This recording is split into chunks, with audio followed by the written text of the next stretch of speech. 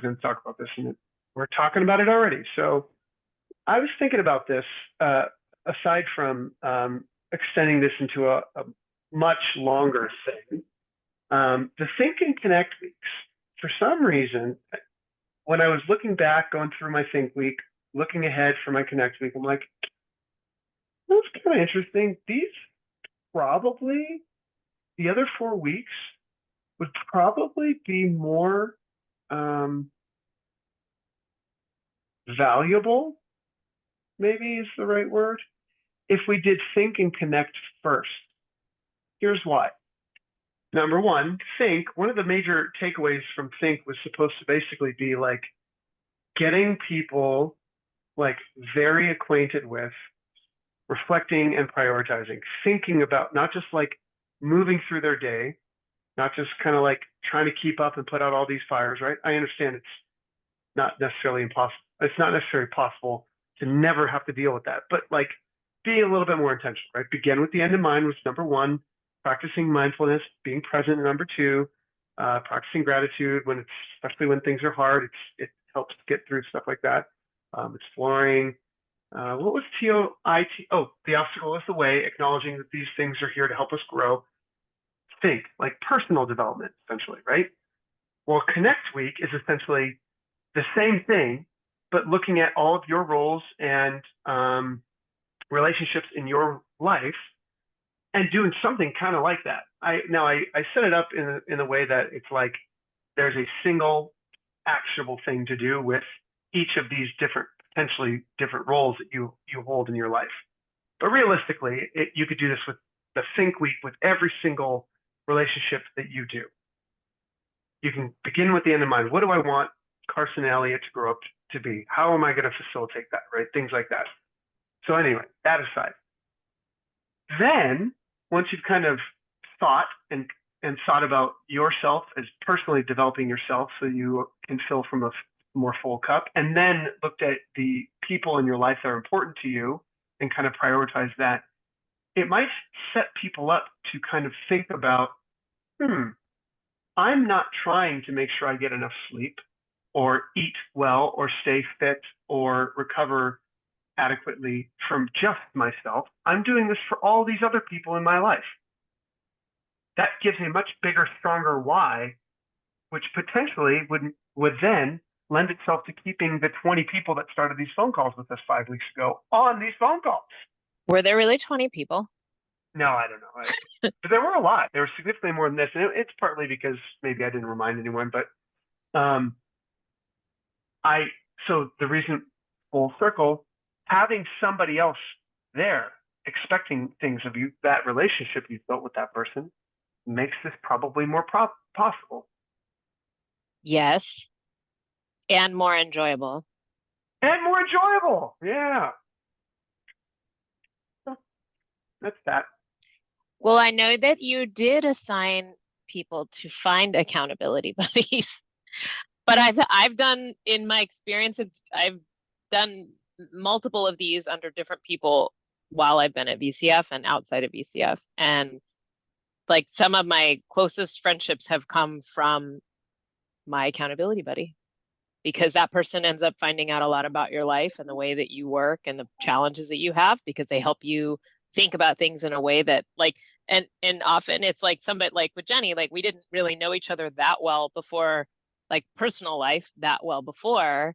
And we're different ages at different stages in our lives, but I feel like that's helpful. Like not having my best friend that already knows me do that, because then you let your friends slide. You're like, well, whatever. Like, I know they don't really care. It's not that big of a deal, but it's different with somebody that like you're getting to know them in a different way. So, but I find it very helpful. Not just like, I wouldn't do this stuff absent another person, you know, like saying, what the hell are you doing? But it just feels like like like if nobody's watching, it's like, shit, I'll just do it later. I'll just wait. Or if I'm logging my food, it's not that big of a deal. Who cares? Like I'll just, and then there's a reason, why if you're somebody that does log your food and then you stop logging your food and then you start to drift, because it's like there was a reason why logging your food helped you in the first place. So Mhm. just even routine and consistency and having somebody else doing the same thing you're doing is, I find helpful. Hi, Nami. Will Yeah. was mentioning right before you joined about whether the think and connect weeks, if we had done them first, if that would have helped, like that would have changed the like setup of how we took on this challenge, and then the other weeks worth of things. Hmm. And it doesn't necessarily, it doesn't have to be that way. I mean, realistically, that's not, I'm not, I, how do I say this? I don't have any kind of formal education in those two areas. So technically it's like, who am I really to be talking about this kind of stuff, except for my own life experiences and the stuff that I've read on my own, but like nothing formally educated. The other stuff I do clearly have formal education. So maybe it makes sense to have them at the end, but I think maybe setting it up, it sets up the other four a little bit better if we do those things. But it's all cyclical. It's really not necessarily linear, right? I should say. Realistically, we should be revisiting all of these things and coming back to them always. And every time we come back around, we refine and refine. Oh, that's not working for me. Still, that's not working for me. Why is that still not working for me? Oh, it's because it doesn't make sense for me to keep beating my head into the wall and keep trying to get this to happen, because it's just not going to, and causing added stress because I'm getting worried that I'm not making this happen. I don't know, whatever that example might be. It just might not be in the cards for you right now. So we should always be revisiting. So anyway, let's go back. Think week. Begin with the end in mind. Did we set aside any time and think about what you want to get out of this challenge? No, I'm just kidding.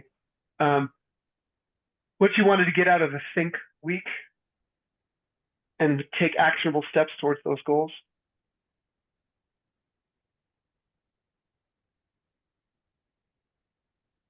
Cool, me too. Mindfulness, I being I have present. lots to say, but I don't want to be the only one talking. Well, I had a hard I time. Go ahead, Nami. I guess I would say I think it falls in line with a lot of like my life goals in general outside of the gym. But I was still thinking about your first question, Will. And I think it makes sense to start with the two things that you started with, because this is a gym focused group, and to get people into it, like you want to start with that conversation. But having Think Week happen, maybe not at first, but earlier in the conversation might be a good thing to do, because it'll give us more time to think about thinking as we meet every week. But yeah, I kind of looked at this week and was like, yeah, I'm doing that, I'm doing that, I'm doing that, I'm doing that. Check, check, check. This part isn't hard for me. Cool. Wow, I'm so Well, jealous. this was the hardest week by far for me, and I miserably failed. You didn't fail. No, Well, is okay. it a Well, failure if you attempted it and like realize that some things are going to be harder than others, and you had success here but not there, and now you can yeah, reattack them? No, I don't think that's failure. yeah. Okay. Well, like I told Steph a The few words times, you but choose matter. all right. I didn't fail. I succeeded I wasn't a as tiny, You a successful tiny as learned. I'd hoped. You learned from this experience. So what did you do? No, well, to the like think week first also, I feel like it's really and I told Steph, like, it's really hard to focus on all of these things.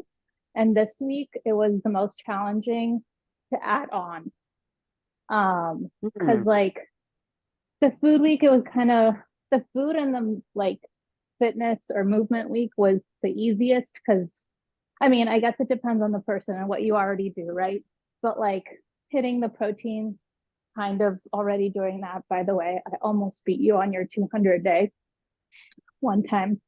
But I let you have your glory, so I didn't touch the group.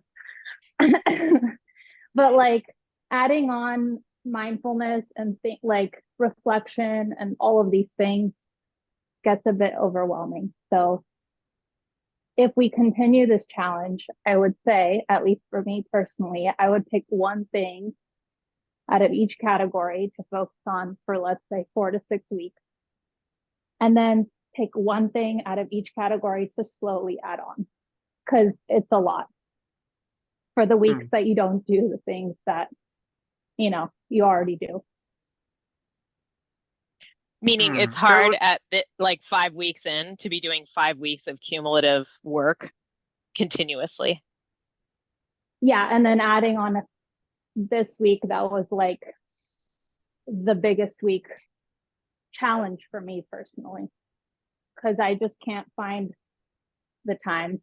And that's my own fault. I could find the time, but every single day, and then to add on every single day another thing, was really, really hard.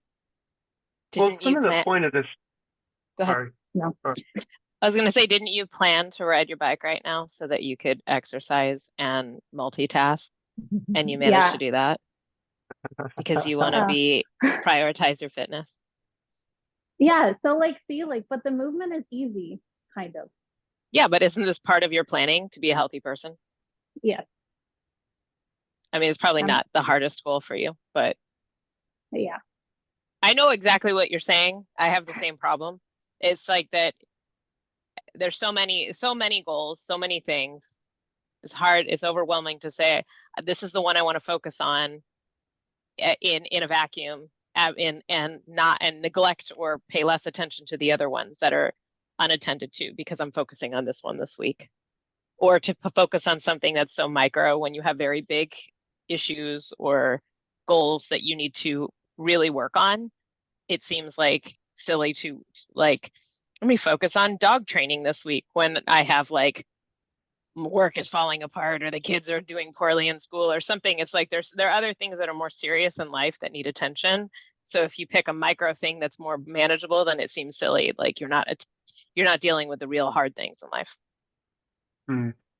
But I would say that like dealing with those those things that are hard, there's a way to categorize them to fit into think week. So, you know, depending on how you approach it, you could make it be that. And I would say, like, looking back at your worksheet, well, the thing that makes this week hard is that on the other weeks you had really specific things for us to do that we could accomplish in the moment. And this one did feel like much bigger goals and less specific. So like if we could drill down or make the tasks more like something you could do each day, it probably wouldn't feel like such a big deal. Yeah, and I kind of think I said that might happen last week. Like this week, we'll talk about it, but I went back to something very specific for each role that you fill in these different relationships. So, yeah, Think Week's a big one. Without even drilled down, right? Think Week is basically everything. It's literally all of you. And then Connect Week is all of everything else. So those are really tough ones. But you could still make Think Week like build on the atomic habits. Like, you know, how do you like make it be like the little things that you can change to make thinking about the big things easier. You know, you could still like. Yeah, I definitely need to go back through that and fix that. And I think before you hopped on, I was kind of also playing with the idea of making this. I mean, if you take the Think Week by itself and break each one of those things could have its own like little unit of like 2 to 3 weeks just like working on those things, which would make those like tiny, little bit more actionable items a lot more accessible, and it would give you something. So that's something to work on and play with. Cool. Can I just share my week? It's really hard when I travel, and I had a travel week, and so when I go out of town, I just feel like everything falls off. Like I stopped logging I stopped working out, I stopped logging my food, I even like my think practices that are really foundational for me, like I was sharing last week, are still so hard to do. So I think that's just going to be my ongoing challenge with these kind of things, you know. I'm trying not to travel as much, but for my job, I at least have to do like probably 4 overnights a month, you know, or something like that, maybe more. So I don't know if you guys have any tips for that, but I just have a hard time remaining consistent with everything. And then it's just like survival mode, because whenever I'm gone, you know, it's the first flight out, it's the last flight home the next, 2 days later or 24 hours later. It's just like go, go, go. And just haven't figured that out, guys. I'm trying. My suggestion for that is so E.C. Stankowski basically doesn't really believe in macro trackers or calorie counters, in the sense that, like, MyFitnessPal gives you this many calories, this many protein grams, carbohydrate, fat, this, that, and the other. She basically has people do a week long of just record what you eat on a daily basis. Don't try and change anything. Just do this. Have you been gaining weight? Have you not been gaining weight? Okay, this is probably your average calories, more or less, to gain or add weight. Keep it simple. Basically, make it as easy as possible for you to stay successful. So knowing that trying to hold on to all this stuff, especially if you're traveling or you have a busy week or you have an overwhelming week in terms of what you're trying to tackle that week, the other stuff can get the volume turned down a little bit, right? Take off some of the pressure of trying to stay successful with all these things, so that you can, like, on the workout week, for example, never do nothing. When you're traveling, it doesn't have to be go to a CrossFit gym and do a CrossFit workout. It could literally be 50 burpees in your hotel room before you go out and take a shower, or when you get home for the day. It doesn't even have to be 50 burpees. That's a lot. Let's say 50 sit-ups. Like, make it even simpler, like, and nicer. 50 sit-ups, 50 squats. It doesn't matter. Whatever your fitness level is at, you've got 5 minutes to get something done. Here you go. So yeah, you just turn down the volume and the expectation of when I'm eating. So I was gone all weekend. I didn't track anything I ate, except I made sure that I was getting probably close to my protein goal. Everything else, I was allowed to do whatever the hell I wanted.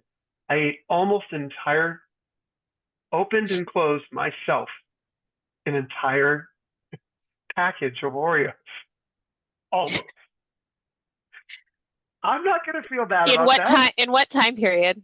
Like 10 minutes? Well, technically, we bought them on Friday, and there's still almost half a sleeve left today. But that was not over the course of the whole weekend. That was in one sitting. All of those Oreos were consumed. I thought you were going to say a pint of ice cream, but don't you do that pretty often? Oh, I do that relatively regularly. Well, I used to. I don't do it, not so much anymore. But the idea is, like, just look at the things that you're trying to prioritize, and then just say, okay, what's the most likely scenario here that I can get something done and stay successful and feel good about myself, and so I'm not adding extra pressure to the situation. That's kind of the idea. I saw that, Pandora. What was that? I didn't see it. Chocolate. Oh, yum. Is that crumble?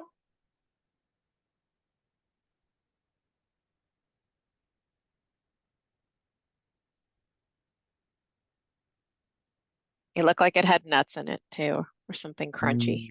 Hold on, I couldn't unmute because my hand had suds all over, but look at this. This is my weakness. Joe's showing you guys my weakness.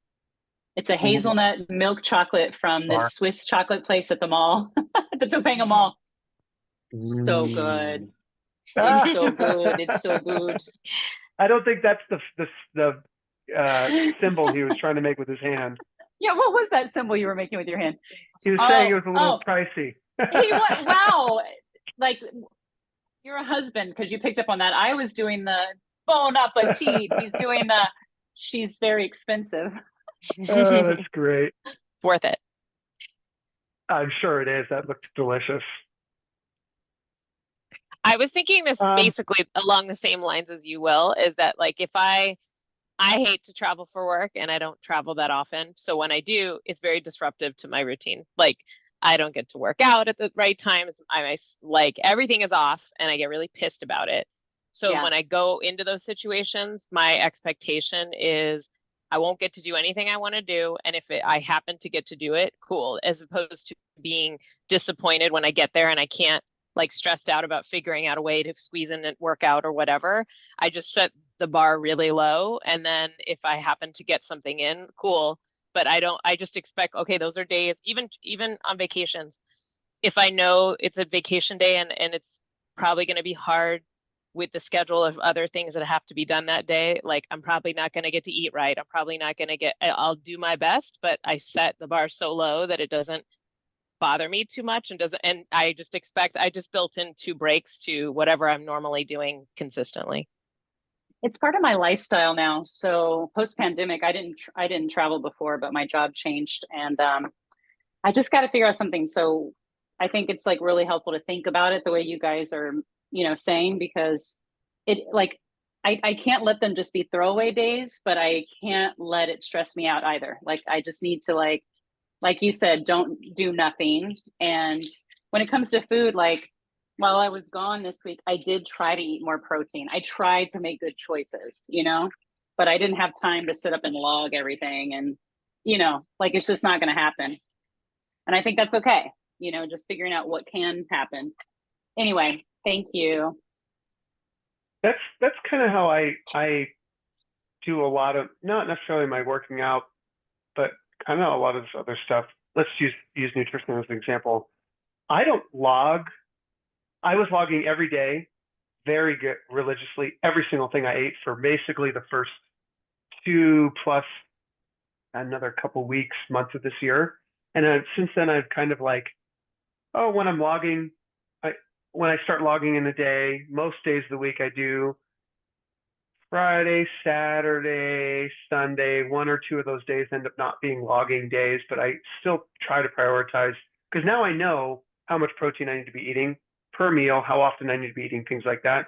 I have a good idea of at least what I need to be hitting for protein goals, which for me is the only, like, I don't have, aside from those Oreos, I don't typically have a sweet tooth for anything that is in our house. We don't ever have anything in our house. So if I want something, we have to go get it normally.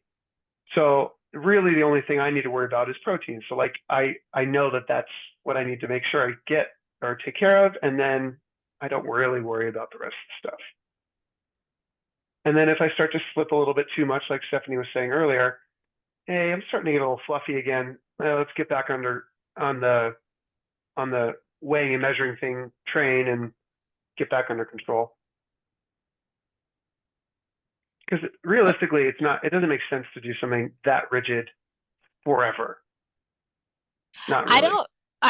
The value for me isn't like, did I track exactly the number? It's more helpful to me through the day to see how often I'm like mindlessly eating things. So if I think the only way you're allowed to eat this thing is you write it down, even regardless of the value, it's like, when I start writing it down, I'm like, oh crap, I already ate like everything I need to eat today. It's not even like it's lunchtime. So it helps me not just like go to the kitchen and grab a handful of nuts. And then it's like nothing except that you just ate like a serving of food because you just ate a handful of nuts that you didn't even pay attention to. That's my problem. No, that's why I made it my goal during the Fit 6 that I would log everything, because I'm learning about food, which I never really knew, like how much of everything things have in it. But to your point, Stephanie, like if I know that I have to log it, I'm going to be less likely to I snack a lot. And so if I know I have to write it down, I'll be like, do I really need to go grab that? I don't know. What are those chickpea puffs that we get? I don't know.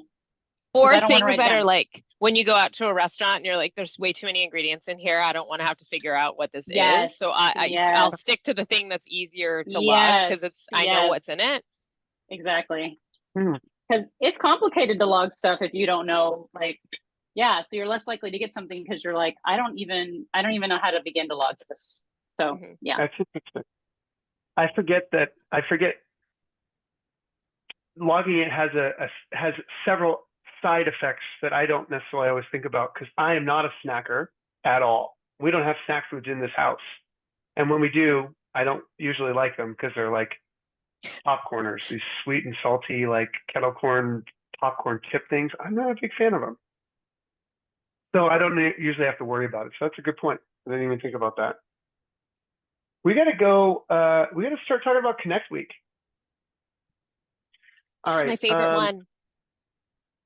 Is it really? Yeah, it's like the most rewarding and fun of all of them. Yeah.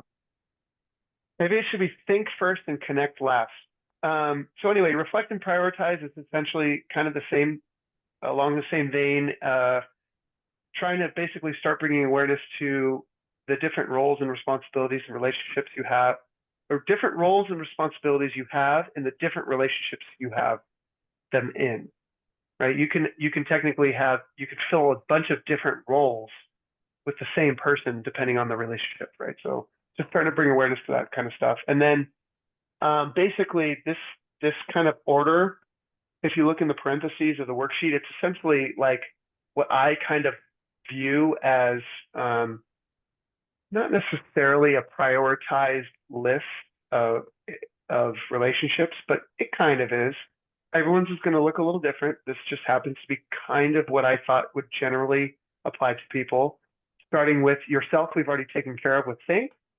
So then specifically setting aside time for your significant other, potentially doing a shared activity with your children or a family member, check in with like the next bubble of family, keep a promise to a friend, share your interests with your community, which I think all of us have that pretty down pretty well.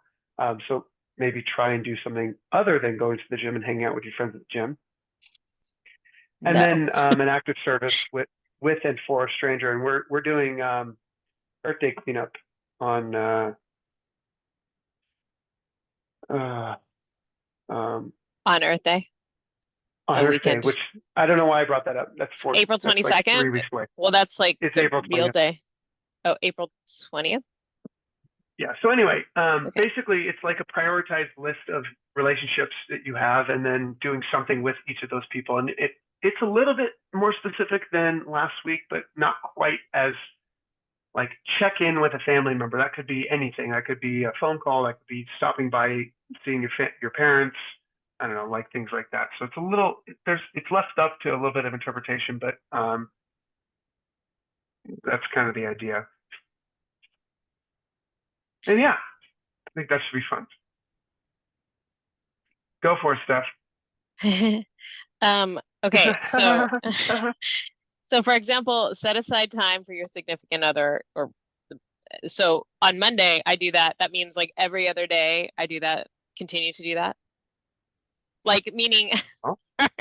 Well, all of these things, like so that's you do kind this of the thing point. and So, no, but you do it daily. Like you're doing all of these things daily by the end. So here's the point of this, and this is why, and I'm glad you asked this. Basically, this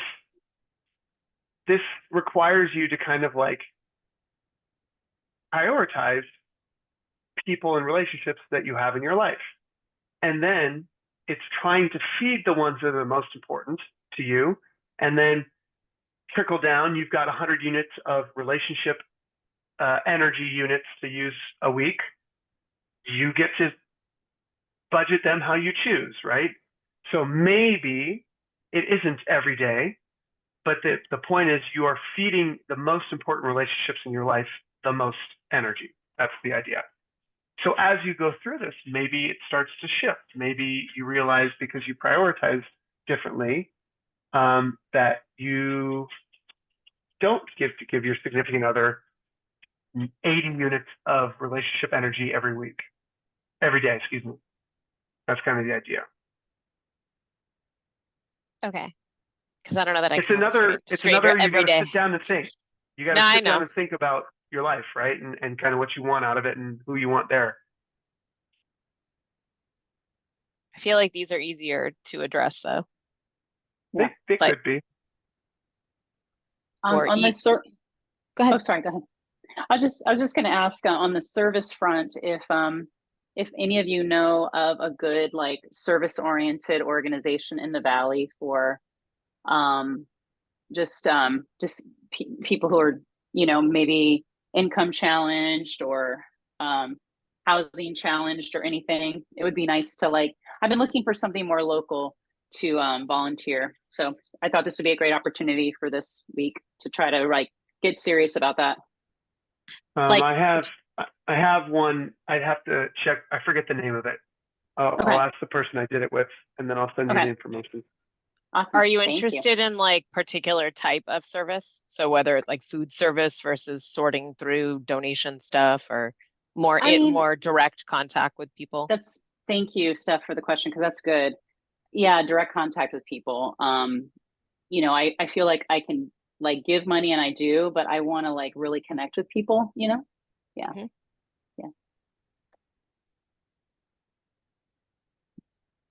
Emma.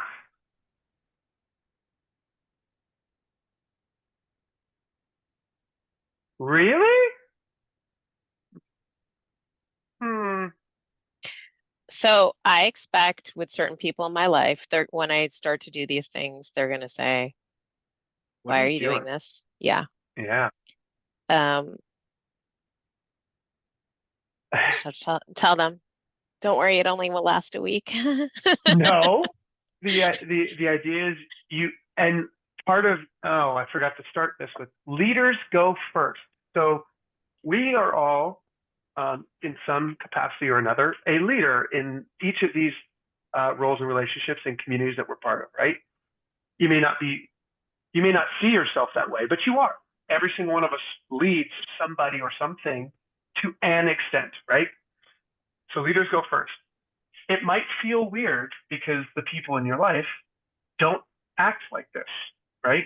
This is kind of abnormal. I feel like talking about these things and trying to address, acknowledge, and improve these things seems like abnormal in today's world. At least it does to me. So it's going to feel a little bit weird. And I think the best way to talk or do that kind of stuff is acknowledge from the get-go, hey, this might be weird, this might not work, but this is what I'm trying to do this week or today. This is how I think I'm going to do it. I don't know. How am I do it? Ask for some feedback. And I don't know. That's so good. So when Evan was young, he's 26 now, and I'm being quiet because he's around here somewhere. But when he was young, he hated me, and so I was like, how do I break through to him? And so a friend suggested that I take him on these like Starbucks dates, and this was, he's 26, so Starbucks used to be cool.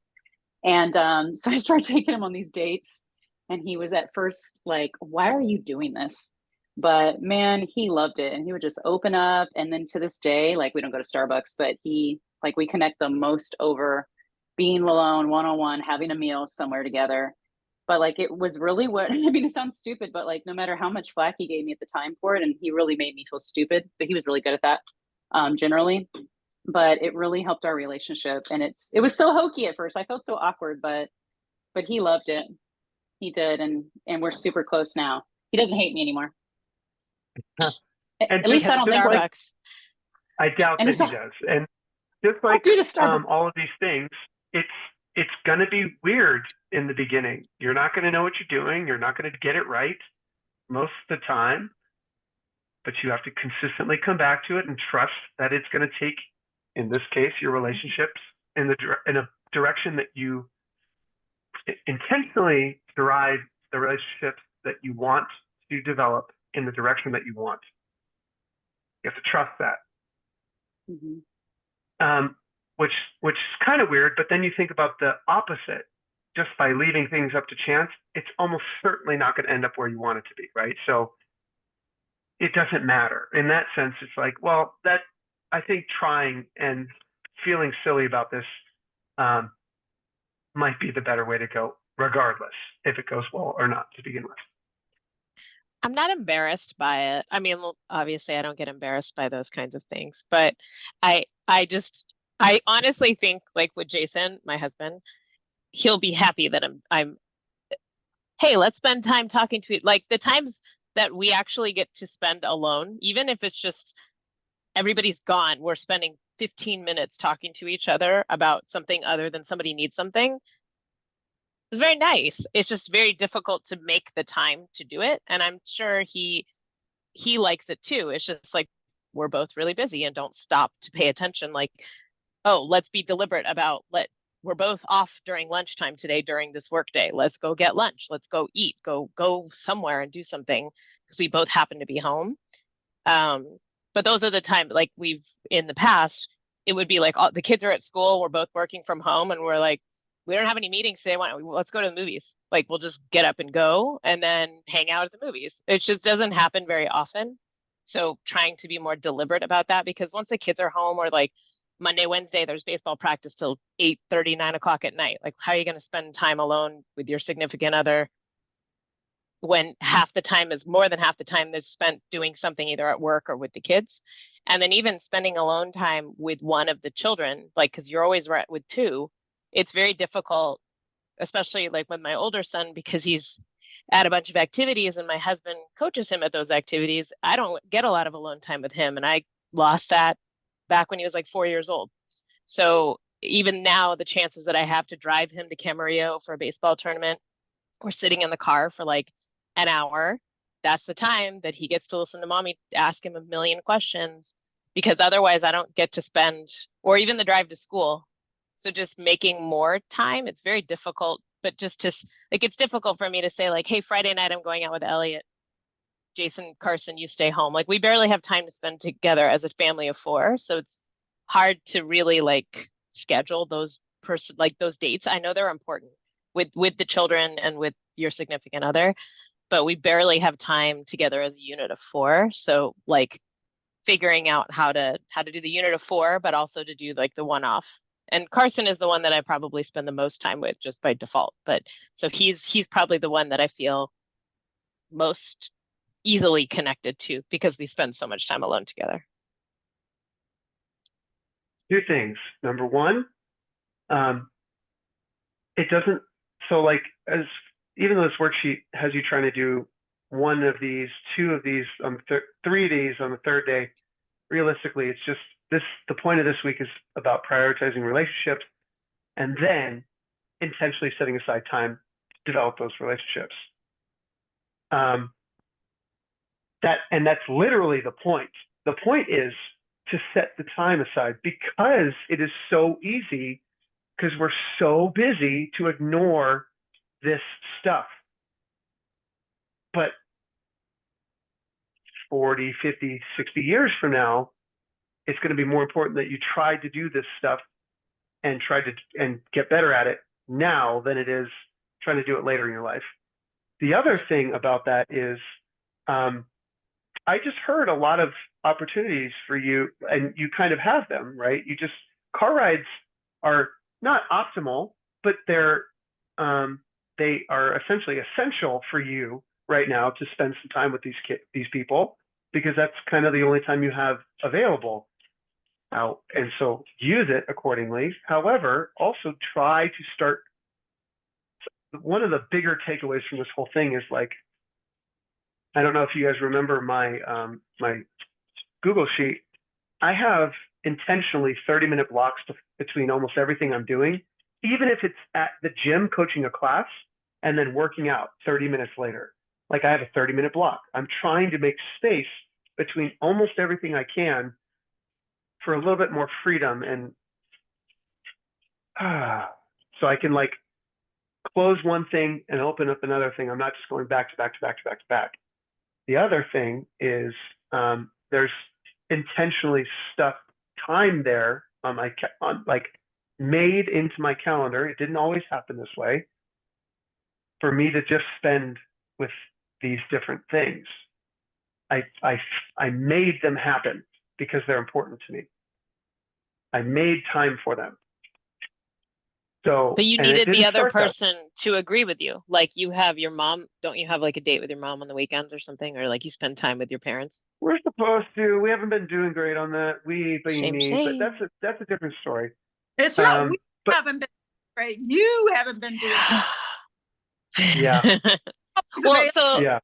Part of the thing with Connect is that the other person has to align with you. Like, okay, you booked that time on Sunday, but if your mom's made plans with somebody else, then you can't hang out with her. So You're kind of chasing and coordinating with somebody else that may not value the meeting as much as you do.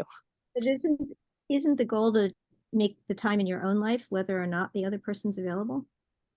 To That's all start, you can control. Yeah. that might be the way, that might be where you start, right? And then because you're like consistently trying to do this with this other person, if they value the relationship that you're in as much as you do, they will probably start to, hey, this person really wants, he or she really wants to do this with me. I really should probably make an effort to try and do this with them, because that relationship matters to this person a lot.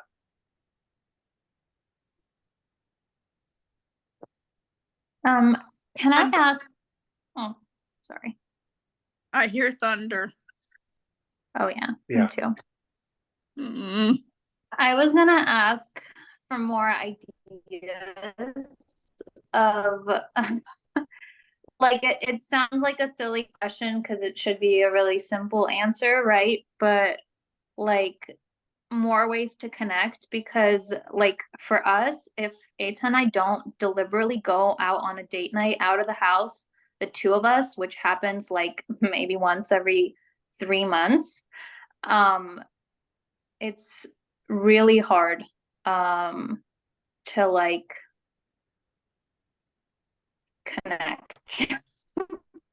Children are very distracting. Even if, yeah, and like even if we say like, oh, okay, we're gonna do this after the kids are in bed, it's not like I go to sleep and then he eats dinner later than us because he gets home from work later than us, and then he's like decompressing on his phone. But I don't want to take that time away of like decompressing also because I just want to go to sleep. I don't know. It sounds like an excuse, but like what are some ways to be more, I don't know, to look like intentional about this if it's not getting out of the house and doing it, because that's honestly not realistic. That's also a lot of money to get a babysitter or someone, and you know, whatever. Can you That's a go good on question. a I mean, dog walk? Like So- exercise or something? Sorry, well, go ahead. yeah. So two things. I don't necessarily think we don't have kids, right? We have dogs, so we sort of require supervision sometimes, but for the most part, it's not children who, like, if you don't have someone watching them, you're a bad parent kind of a thing. So that's a good point. I don't really think about that stuff when I didn't come with answers prepared for that, basically is where I'm headed with this. However, stuff that doesn't necessarily require, I mean, Melissa and I do dog walks. We read the same book, or we try to read the same book relatively often. Like we'll probably read 3 or 4 of the same books over the course of the year, and we talk about the books as we're going through it. We sit down and eat dinner together and talk. A lot of children, phones, and television are very distracting things. I don't know what you can do about children, but television and phones, you would be amazed. At least I was when we started staying on top of this, just by not having the TV on, by not having our phones near us, sitting down at the dinner table and having dinner together. She's gone. How much you start to talk to this other person, you know? So that's a house rule, Beyond like that- for us, a house rule so we eat dinner together as almost every night that we can. Like we don't purposely eat at separate times, so we'll wait even if it's very inconvenient. And I just have a big pet peeve about having the TV on, so they have to have it off or paused. Like sometimes, or sometimes if it's a sports game, I'll let them have it on with no sound. And then nobody can have a device at the phone unless they're like, it's an emergency for work, and then it's better to take it somewhere else. But yeah, for that reason, because if you're sitting at the table and the whole point is to eat together, then we kind of want to be present in the like 10 minutes that we're eating together.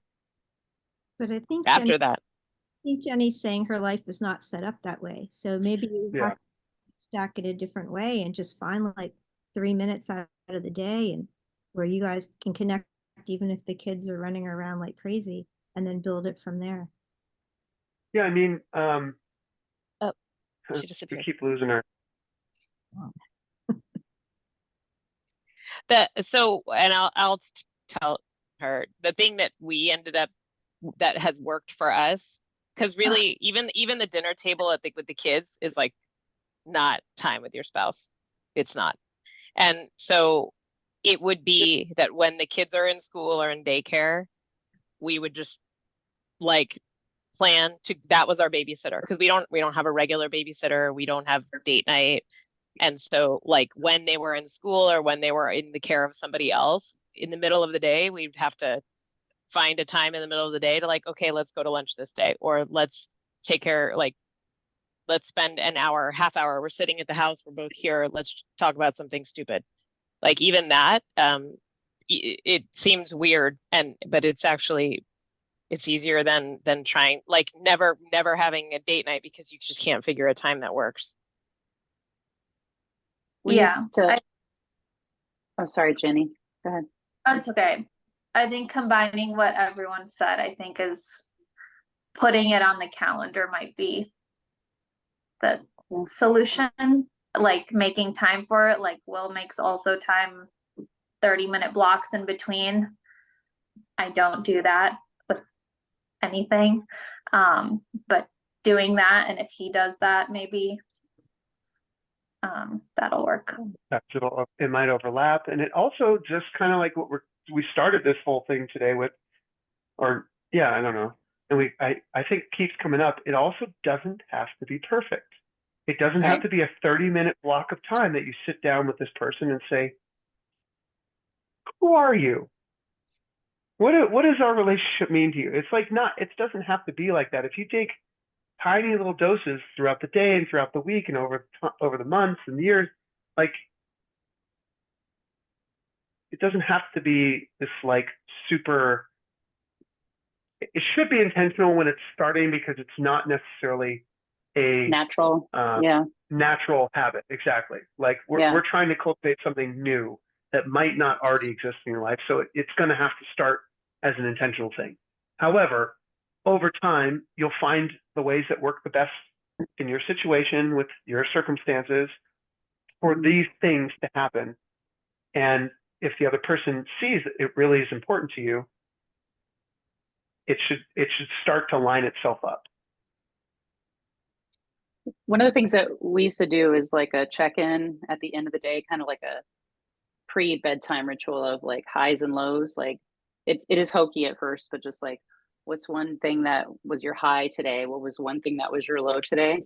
And it was a nice way to kind of like just get into like just like a really small amount of time of just, yeah, sometimes the high would be like right now together, you know, with everything done for the day and in our room and everything's done. But yeah, just something simple like that, like a little ritual is kind of nice. You don't have to go anywhere or spend any money.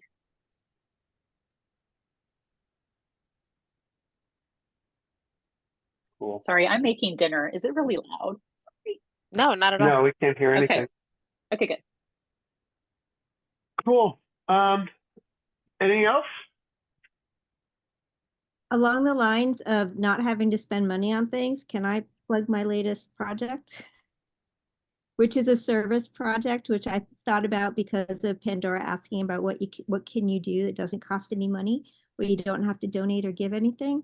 I am working on, I'm working with a group that's promoting peace on the Korean Peninsula, which is a place where nuclear war is most likely to break out in this world. And so one of the things that you can do is to write to your congressman and ask them to support HR 1369. And I'd be happy to post something in the WhatsApp chat. I didn't really know if this was like an appropriate place to do it, but since we're talking about leadership and I'm taking on leadership within this group, I thought I would promote it, and it's easy. All you have to do is write to your congressman. You can do it in the middle of the night. You can call, or you could join our group. Doesn't cost anything. It's just a little bit of time.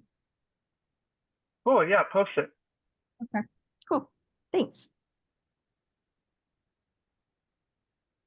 So at the bottom of the Connect week, it's the listen, read, watch, follow. This one was actually the one I had the least. Like I was even looking through my reading list, and I only have like 1 or 2 books. In fact, I led leadership is there's a lot of books in there on leadership, but I specifically was looking for relationships. And I think Brene Brown is probably my favorite author on this topic, and her book Daring Greatly is kind of like her most popular book. But Simon Sinek does a lot of stuff on relationships. Even the Covey Jr. does stuff on relationships, mostly about like his famous books called The Seed of Trust that I really liked. But I didn't have a lot of stuff, so I actually had to look some things up and get some ideas of follows and stuff to do today. So the bottom is kind of what I came up with over the past few days. But I'm open to anything that needs to be added to this list or something that I need to check out and read. So just keep that in mind. Some of these things look familiar. Some of the other ones are kind of like, I've never seen that before. So that's the stuff that I looked up the past few days. And that's that. Is this the end? This is the end of part 1. Next week is Easter. Next week is Easter, and we're not going to. Next week is Easter. Next Sunday is Easter. Our review week. Let me think about how we're going to do that. Maybe Saturday, but the second round of this, which actually I think most people were on the phone calls to begin with, and not so much here anymore, is really taking a deep dive into nutrition. So. And it's not going to happen until I think June. Basically, you're going to have 6 weeks after next week to do whatever level of habit you wanted to get to, 1 for each of the habits. Like 1 for think, 1 for connect, 1 for eat, sleep, all of those things in that little checklist that I gave you, Steph and Jenny, in December, I think, or something like that. Mm-hmm. And then when we're done with that, we're going to dive into the nutrition heavy stuff. How much heavier? Like than what we did here? Yeah, no, but I mean significantly heavier. Each week we'll have a focus of a portion of nutrition. A concept. Like it'll be 6 weeks of nutrition focused. Correct. So week 1 is it's not week 1. Week 2 is calories in and out, kind of principles of nutrition. Week 3 is macros. Week 4 is timing. Week 5 is supplements. Week 6 was I don't remember what week 1 and 6 are, but basically hitting the stuff that like the real meat of nutrition. Sounds good. The real tofu of nutrition. Protein source. Cool. Okay. Okay. Can I just say, thank you so much for putting all this together. I know it's a lot of work to do it, and for sharing all this stuff. I mean, and just doing it just because it's a free thing that we get to join because we're a part of your CrossFit group. That's pretty incredible. So yeah, you're welcome. Thank you, Will. This was awesome. We're a lot of work. We. The collective we. Yeah. But it's for a good cause. Thank you. Yeah.